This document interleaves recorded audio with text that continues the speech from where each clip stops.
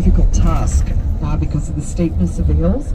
So they have specially adapted machines that can basically navigate these very steep, I guess, inclines, but also it's possible that some of it is picked by hand as well.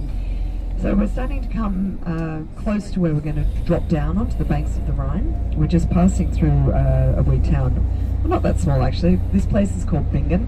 It's home to about 27,000 people, so it's actually a fair old size when you think of it. Now the Romans did find their way into this part of the world. They used the Rhine as basically a natural border to their empire. So on this side it was all civilized and Roman, and on the other side it was all the barbarians. So there were a lot of Germanic tribes over on the other side of the river. They sometimes worked with the Romans, other times though they were a bit of a constant fighting force on the other side there. But the Romans liked natural borders, so the rivers and mountains were often the edges of their empire.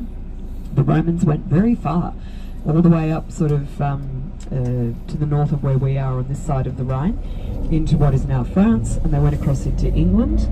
They also made it much more eastwards as well, using the course of the River Danube as another natural border. So their empire was vast and their influence was very strong, and one of the things that they left behind was the knowledge of viticulture, how to grow the grapes for producing wine. So after the Romans left, I guess the knowledge of how to keep the vines healthy and producing wine dropped away a little bit, but it was revived eventually and became quite a big deal in these parts. There was a time when the water was very dangerous to drink. It's actually safer to drink alcoholic drinks that had the water treated as such. So a lot of monasteries particularly would produce wine in this region. Some places beer was a more important drink, but here they realised they already had the beginnings of a very big industry. And really in the 19th century in particular, or probably a little bit earlier, maybe the 18th, the wine industry got a big boost here as well. So you can already see we're starting to see the castles that are such a common feature of this area as well.